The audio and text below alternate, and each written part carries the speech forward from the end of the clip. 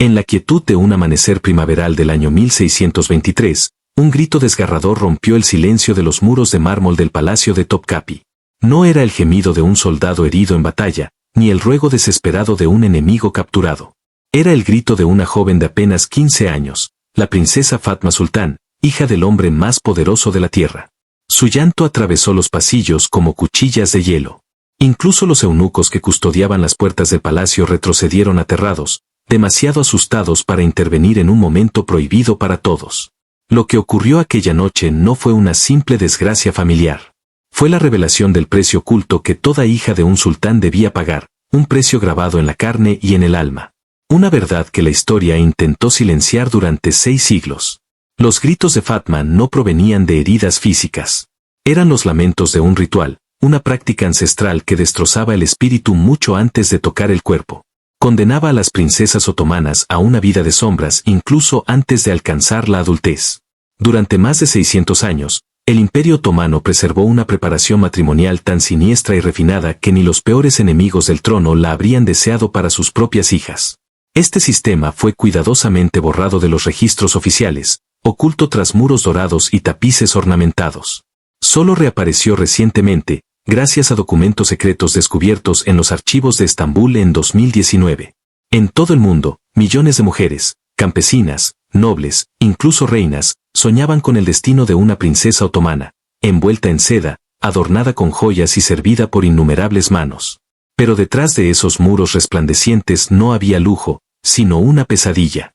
Una tan insoportable que muchas de esas jóvenes rezaban por la muerte antes que enfrentar su noche de bodas. Y ahora, en este relato, tú y yo seremos testigos de una verdad encerrada durante 6 siglos. Prepárate, porque lo que estás a punto de escuchar no es un cuento de hadas, sino una historia de horror disfrazada de ceremonia imperial. Antes de continuar, solo te pido una cosa: si esta historia ya hizo temblar tu corazón, apoya con un gesto. Suscríbete al canal y en los comentarios cuéntanos qué reina o princesa te gustaría conocer después. ¿Elegirías a María Antonieta, a Cleopatra o a Ana Bolena? Tu voz nos guiará hacia el próximo secreto que la historia intentó enterrar. Ven conmigo y descubramos por qué tantas princesas otomanas, nacidas en palacios de oro, anhelaron el frío abrazo de la tumba antes que el destino de su noche nupcial. El Imperio Otomano, vasto como un océano sin orillas, extendió su dominio por más de 6 siglos, desde 1299 hasta 1922. Sus ejércitos retumbaron a través de 3 continentes, su poder resonó desde los muros de Viena hasta los desiertos ardientes de Yemen. Tras la caída de Constantinopla en 1453, la ciudad se convirtió en el corazón palpitante del poder otomano. Rebautizada como Estambul, albergó el palacio de Topkapi, la joya más deslumbrante del imperio. Dentro de sus muros, cámaras doradas y patios perfumados moldeaban el destino no solo de los reinos, sino de las almas. Oculto tras velos y pasillos infinitos, el harén imperial formaba un mundo propio. En el apogeo de su esplendor llegó a albergar a más de 800 mujeres. Era un universo envuelto en seda y silencio, donde cada respiración era vigilada y cada gesto podía significar el ascenso o la ruina. En 1530, cuando Solimán el Magnífico otorgó el título de Aseki Sultán a su esposa Hurrem, el harén dejó de ser solo un lugar de placer y se transformó en un campo de intrigas, alianzas y guerras silenciosas entre mujeres. Las concubinas, en su mayoría esclavas cristianas capturadas en Europa o compradas en los mercados del norte de África, entraban al harén soñando con ascender. Sus días transcurrían entre música, bordados, poesía y rituales de obediencia. Esperaban atraer la mirada del sultán, cambiar sus cadenas por poder. Irónicamente, aquellas jóvenes arrancadas de sus hogares y vendidas como mercancía, solían gozar de más libertad que las propias hijas del sultán. Entre 1533 y 1656, en el periodo que los historiadores llaman el Sultanato de las Mujeres, la influencia femenina alcanzó su punto máximo. Mujeres como Qasem Sultán y Turan Atise Sultán gobernaron desde las sombras, dirigieron consejos, decidieron guerras y moldearon el destino del imperio con mano firme. Pero mientras las concubinas se convertían en emperatrices ocultas, las verdaderas princesas, las de sangre real, estaban atrapadas en un laberinto más oscuro. Eran piezas de ajedrez político, monedas humanas usadas para sellar tratados, calmar rebeliones o asegurar la lealtad de poderosos pachás. Fue en este mundo donde nació la princesa Fatma Sultán, hija de Ahmed y de la formidable Qasem Sultán, la mujer que algún día gobernaría el imperio desde las sombras. La infancia de Fatma estuvo rodeada de belleza y aprendizaje. Paseaba por jardines perfumados, estudiaba astronomía, leía manuscritos árabes y persas. Los eruditos elogiaban su inteligencia, los cronistas, su hermosura. Era una niña prodigio, dominaba 4 idiomas, escribía caligrafía con elegancia poética y soñaba con desentrañar los misterios de las estrellas. Debatía sobre historia, derecho y geografía. Su brillantez iluminaba el palacio, pero nada de eso importaba. Su destino estaba sellado desde antes de nacer. Su vida no le pertenecía. Su futuro sería entregarse en matrimonio como símbolo de lealtad, sin importar su voluntad. El hombre elegido para ella fue Damat Kara Mustafa Pasha, un comandante endurecido por la guerra, 20 años mayor, cuya lealtad al trono había sido probada en las campañas contra Persia. Para él, la unión era un trampolín hacia el poder, para ella, el inicio de la tragedia. 3 meses antes de la boda, Fatma fue sometida al temido proceso conocido como Terbiye el Mubarak, la llamada educación sagrada. Este ritual, reservado solo para princesas, era el refinado resultado de siglos de control psicológico diseñado para aplastar el orgullo real y moldearlas en instrumentos de obediencia. La encargada de su preparación fue Gulnar Atun, una mujer de 60 inviernos, jefa del harén y veterana de más de una docena de entrenamientos de princesas. Bajo su mirada atenta, Fatma fue llevada a la Angelina Dace, la cámara de la novia. Aquel cuarto, adornado con alfombras persas y paneles de ébano, no era un santuario, sino una prisión. Cada detalle susurraba deber y sumisión. Desde el amanecer hasta el mediodía era forzada a interminables rituales de reverencia, debía dominar 18 formas distintas de inclinarse, posturas para saludar, servir, acostarse o esperar en silencio la llegada del esposo. Incluso su manera de caminar dejó de ser suya. Era entrenada en yuris y ses, pasos medidos con la cabeza inclinada a 30 grados, las manos nunca por encima del corazón. Cada movimiento despojaba su dignidad de princesa, transformándola en una sombra dócil. Pero la tortura más cruel fue su habla. Su vocabulario fue reducido a apenas 43 palabras permitidas, expresiones de gratitud, aceptación, peticiones humildes o disculpas. Cualquier desviación, cualquier chispa de pensamiento propio, se castigaba con ayuno, encierro o humillación pública ante el harén. Su obediencia era evaluada por un tribunal de mujeres y eunucos presidido nada menos que por su madre, Kosem. Incluso ella juzgaba a su hija no como niña, sino como moneda en el mercado del poder imperial. Y lo más perturbador aún aguardaba bajo el palacio, en cámaras subterráneas donde se habían construido réplicas de habitaciones nupciales. Allí, Fatma enfrentaba el Talim el Herdak, el ensayo de la primera noche. Era obligada a interactuar con maniquíes de cera, figuras anatómicas elaboradas por artesanos venecianos. Los instructores, fríos y severos, la forzaban a realizar gestos y actos que ninguna muchacha de su edad debía conocer. Cada reacción, sus lágrimas, su resistencia, su miedo, era registrada en informes secretos. Cuanto más se resistía, más dura se volvía su instrucción.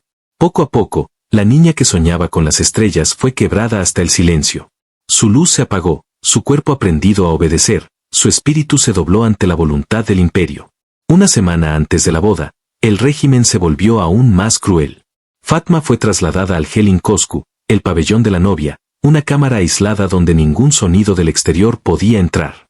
Allí, cada aspecto de su existencia estaba controlado. Su alimentación se regulaba con precisión, granadas, miel, almendras, leche de cabra y especias de Yemen. Incluso su baño era ritual.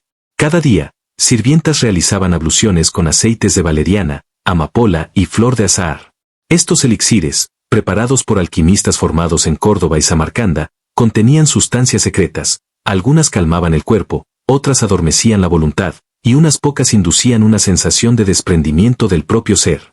Las paredes del pabellón estaban cubiertas con tapices que mostraban escenas de esposas ideales, obedientes, fértiles, sumisas, prometidas a recompensas eternas por su lealtad. Y por si eso no bastara, espejos venecianos habían sido colocados estratégicamente para obligar a Fatma a mirarse constantemente. Esta práctica, llamada Murakaba, había sido alguna vez un ejercicio sufí de introspección mística, pero allí se convirtió en un arma psicológica. La obligaban a vigilarse a sí misma, a observar incluso sus pensamientos más íntimos. En aquella prisión de seda y espejos, Fatma comenzó a comprender la verdad completa, ya no se pertenecía. Su cuerpo, su voz y su mente habían sido moldeados para la obediencia.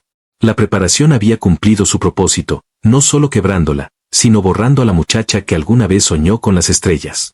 Llegó el día señalado, 15 de marzo de 1623.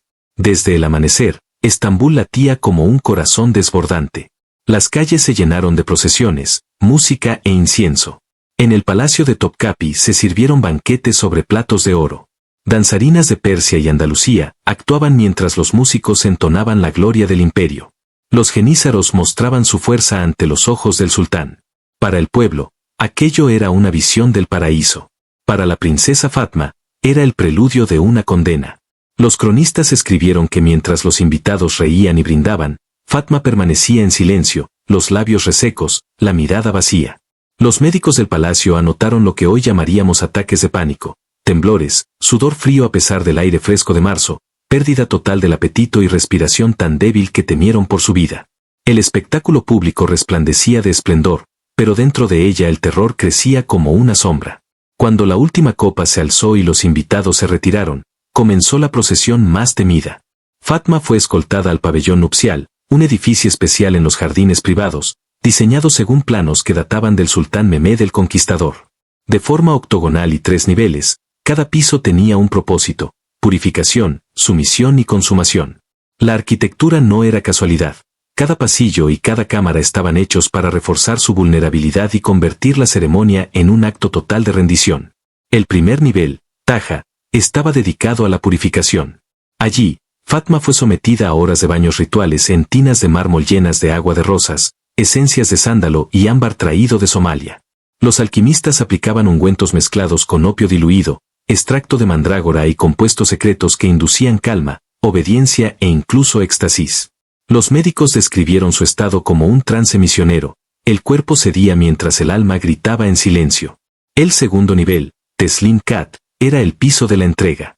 Fatma fue vestida con su traje de novia, seda blanca bordada en oro, perlas del Golfo Pérsico cosidas en la tela.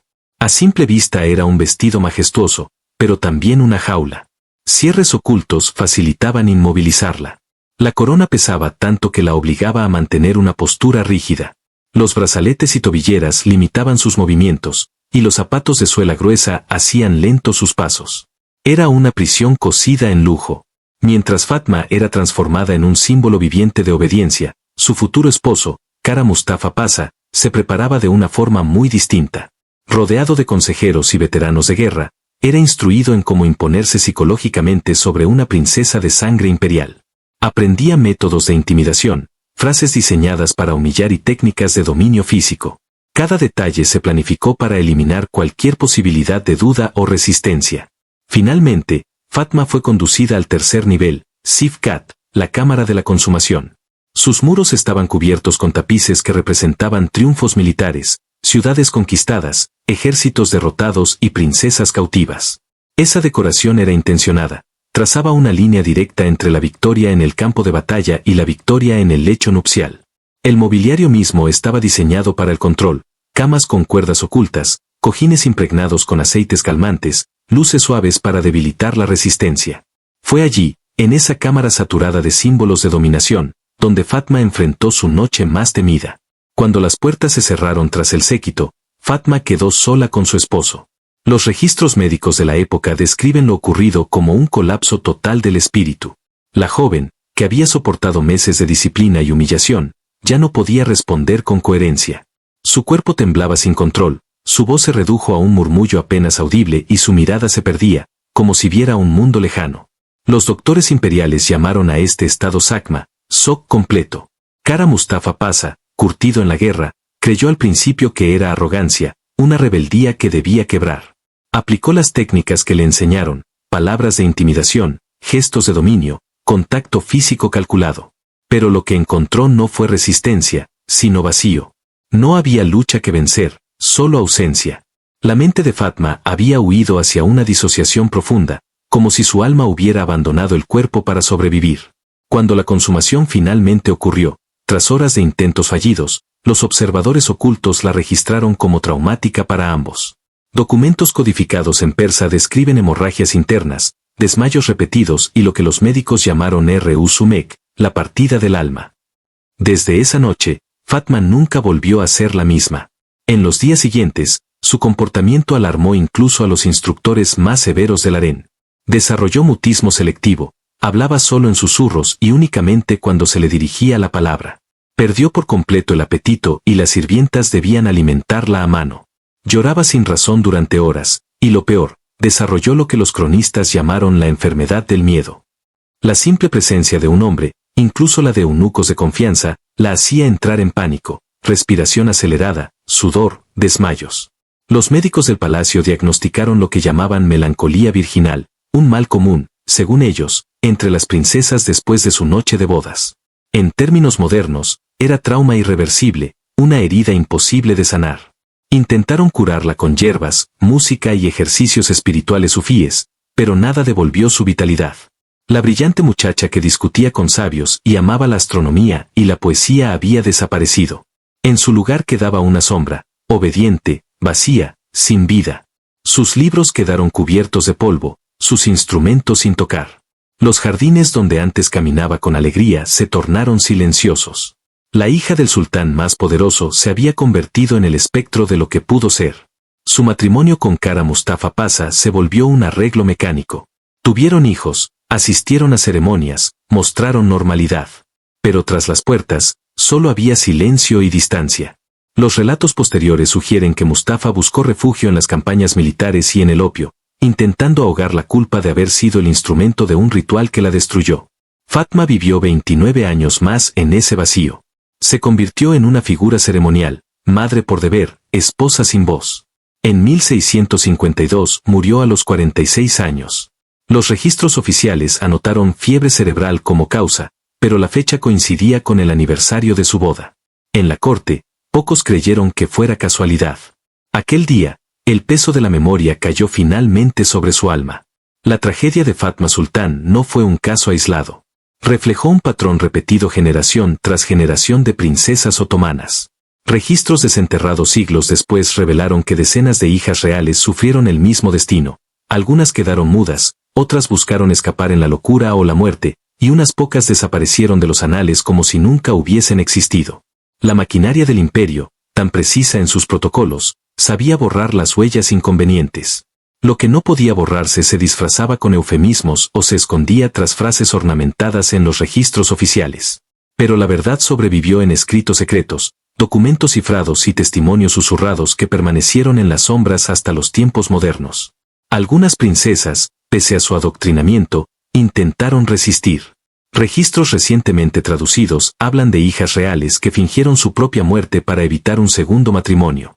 Otras crearon códigos secretos para comunicarse con hermanas silenciadas por los mismos rituales. Y unas pocas, con un valor inconcebible, llegaron a pedir el divorcio directamente al sultán, desafiando un sistema considerado indestructible. Estas historias, enterradas durante siglos en archivos prohibidos, nos recuerdan que incluso en la oscuridad más profunda pueden sobrevivir destellos de resistencia. Mujeres educadas para rendirse aún encontraron formas de susurrar un no en medio del silencio. La tragedia de Fatma revela una verdad incómoda: el poder absoluto no siempre protege a quienes le encarnan, a menudo los devora. Mientras el mundo imaginaba a las princesas otomanas como figuras radiantes rodeadas de riqueza, su realidad era la de cadenas invisibles, un sistema de rituales tan afinado que sacrificaba vidas humanas para mantener alianzas y estabilidad política. El harén, en la imaginación popular, era un lugar de sedas, perfumes e intrigas. Pero en realidad fue también un teatro de silencios impuestos y lágrimas reprimidas. Las historias que nos contaron como cuentos de princesas fueron en verdad construcciones políticas, narrativas que devoraron a las propias hijas del sultán. Y así llegamos a la pregunta inevitable: ¿cuántos otros secretos permanecen ocultos en los archivos de los antiguos palacios? ¿Qué rituales fueron enterrados en las cortes de Europa, Rusia o China? ¿Qué terribles precios pagaron las mujeres por sostener la grandeza de las dinastías? La historia de Fatma Sultán no es solo un capítulo del Imperio Otomano.